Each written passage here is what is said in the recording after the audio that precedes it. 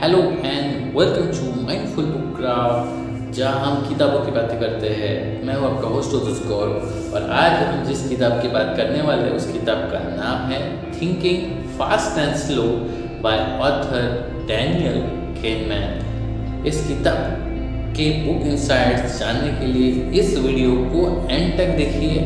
अगर आप चैनल पे नए हैं तो चैनल को सब्सक्राइब ज़रूर कर दिए, क्योंकि हम यहाँ पे रोज़ाना 7 बजे वीडियो डालते हैं, बुक्स के बारे में नॉलेज शेयर करते हैं।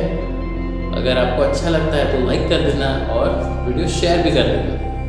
तो वीडियो शुरू करते हैं। ऑथर ने यहाँ पे 2 टाइप के सिस्टम का जिक्र किया है। एक जो है fast, intuitive and emotional system, और दूसरी सिस्टम है ऑन द अदर हैंड वो है slow, deliberate and logical system. अब ये दोनों सिस्टम में क्या डिफरेंस है, जिससे आपको समझ में आ रहा होगा कि एक तरफ हम बोल रहे हैं फास्ट, तो दूसरी तरफ है स्लो, इंट्यूटिव तो दूसरी तरफ डेलिब्रेट। इंट्यूटिव मतलब अनकॉन्शियसली, ठीक है, कि हो गया, मतलब मुझे पता नहीं था लेकिन मेरे से ये चीज़ हो गया। और डेलिब्रेट मतलब जानबूझ के मैं कर रहा हूँ। और जो तीसरा फैक्टर था इमोशनली, और यहाँ पे है लॉजिकल। तो ऐसे 2 टाइप के सिस्टम ऑथर ने ब्रॉडली क्लासिफाइड किए हैं, और हर सिस्टम में लोग अलग अलग तरह से बिहेव करते हैं। तो उसका सारा वर्णन, सारा डिस्क्रिप्शन ऑथर ने अपने बुक में लिखा है। नंबर 1 पॉइंट है एंकरिंग इफेक्ट। ऑथर कहते हैं कि आपने कभी ऐसा एक्सपीरियंस किया है क्या कि कोई चीज़ सेल पे थी इसलिए आपने उसको ले लिया।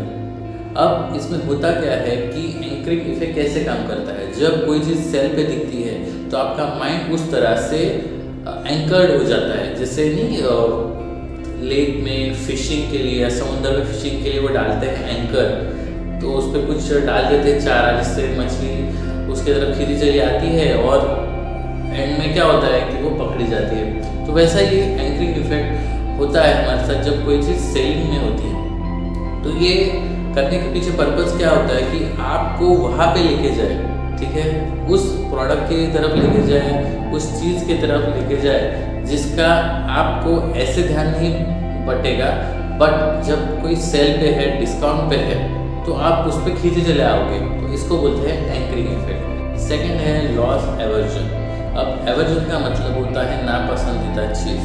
अब ऑथर कहते हैं कि मान लो आपके 100 रुपये खर्च होने वाले हैं, ठीक है। अभी जितना आप एफर्ट लगाते हो वो 100 रुपये खर्च ना हो इसके लिए, उससे कहीं ज़्यादा आप एफर्ट लगाते हो 100 रुपये कमाने के लिए, समझ रहे हो। तो उसको बोलते हैं लॉस एवर्जन। तो इन शॉर्ट लॉस एवर्जन मतलब कि कोई चीज़ के लिए आप इतनी मेहनत करते हो, ठीक है, तब आपको उसकी वैल्यू इतना समझ में नहीं आता है, लेकिन जब वो चीज़ आप गवा रहते हो ना, तब उसकी वैल्यू समझ में आती है। तो उसको ऑथर ने टर्म बोला है लॉस एवर्जन। नंबर 3 है अवेलेबिलिटी हेरिस्टिक। अब हेरिस्टिक का मतलब क्या? तो हेरिस्टिक मतलब ऐसी चीज़ होती है जिससे आप एकदम से प्रॉब्लम सॉल्वर बन जाते हो, या आप सिंप्लीफाई कर देते हो कोई भी चीज़ को, ठीक है। अब ऑथर क्या कहते हैं कि आप ऐसा कोई सिनेरियो अपने आंखों के सामने लाइए, तब ऐसा कुछ हुआ जैसे नहीं काले बादल गरज रहे हैं, बिजलियाँ कड़की, और एकदम से आपका डिसीजन मेकिंग टॉप नॉच हो गया। ऐसा क्या हुआ, ठीक है। अब ये एक सिचुएशन है, और जबकि आपके पास पूरा डाटा है, आप पूरा उसको गो थ्रू करते हो, फिर भी आप कंफ्यूज रहते हो। ये जो 2 सिचुएशन हैं उसको ऑथर ने बोला है अवेलेबिलिटी हेरिस्टिक। मतलब कि ऐसे सर्कमस्टेंसेस हो जाते हैं कि तब आप एकदम से परफेक्ट डिसीजन मेकर बन जाते हो। तो वही चीज़ है जो लाइफ में आपको अप्लाई करना है, बीइंग हेरिस्टिक। चौथा है कि इस बुक का थिंकिंग फास्ट एंड स्लो का अपने लाइफ में हम कैसे उपयोग कर सकते हैं। तो जानते हैं, सबसे पहला तो अपनी थिंकिंग प्रोसेस को स्लो डाउन कर दो, बिल्कुल ज़रूरत नहीं है कि एकदम फटाक से सोचना है, डिसीजन लेना है। डिसीजन मेकिंग स्लोली करो। देखो, आप सोचोगे धीरे, ठीक है, स्लोली, तो आपका डिसीजन मेकिंग भी वैसे ही होगा, ठीक है। डिसीजन तो लेना है लेकिन उसको सोच के लेना है। आप फास्ट लोगे, गलत डिसीजन होगा, खामा प्रॉब्लम्स होंगे। उससे अच्छा है मेक इट स्लो। फिर आगे ऑथर कहते हैं कि कभी कभी आप जब आगे जा रहे हो तो एक स्टेप अगर आप पीछे आओ ना तो वो अच्छा होता है, ठीक है। तो ऐसा अप्रोच भी आप रखिए कि कभी लाइफ में आपको ऐसा डिसीजन लेना पड़े कि मुझे आगे बढ़ने के लिए थोड़ा पीछे अगर आना है तो वो सही रहेगा मेरे लिए। तो ये चीज़ जो है वो आपको लाइफ में सोचना है कि कौन से पॉइंट में ये चीज़ आपको आ सकती है, और ऐसा कुछ जजमेंटल अपने बारे में सोचने के बजाय आप वो स्टेप पीछे आ जाइए। क्योंकि देखो, ऐसा होता है ना कि जब हम 2 स्टेप पीछे आते हैं ना, मतलब हम 5 कदम 6 कदम आगे चलने वाले होते हैं। तो ऐसा ही सोच के आगे बढ़िए। Question your biases.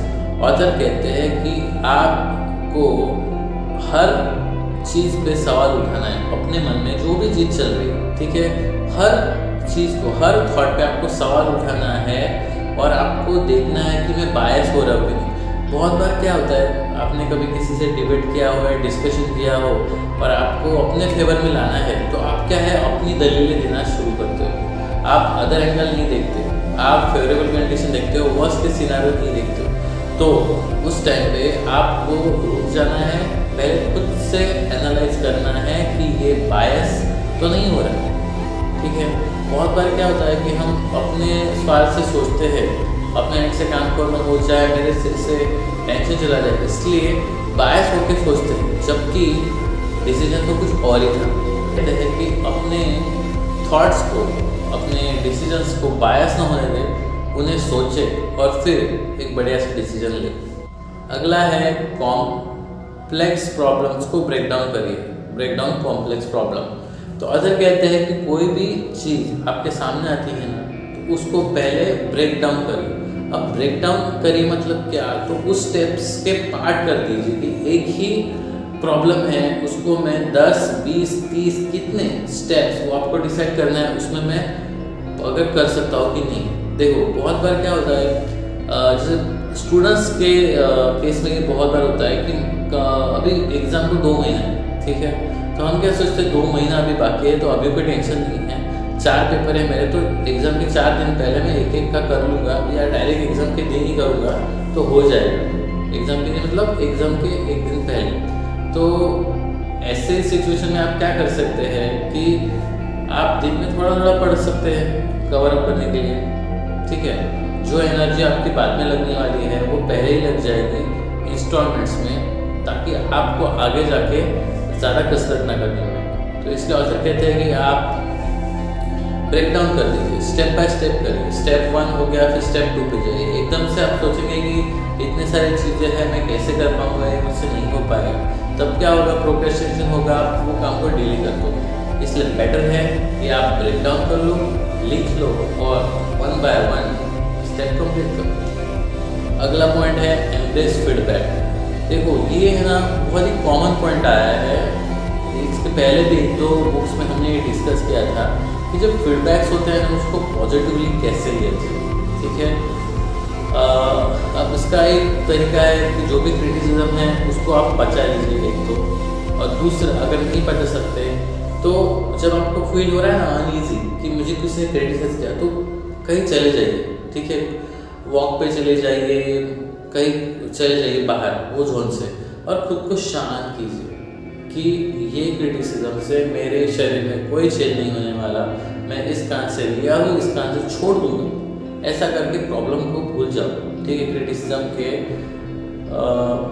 थॉट को भूल जाओ, क्योंकि इससे कुछ होने नहीं वाला है। तो बेटर है कि फीडबैक को पॉजिटिवली लें और इम्प्रूवमेंट करें। तो आज हमने देखा बहुत ही कम टाइम में थिंकिंग फास्ट एंड स्लो किताब के बारे में। हर वीडियो की तरह इस वीडियो में भी आपको बोलूँगा कि इस बुक को आप ज़रूर ट्राई करिए, ज़रूर पढ़िए।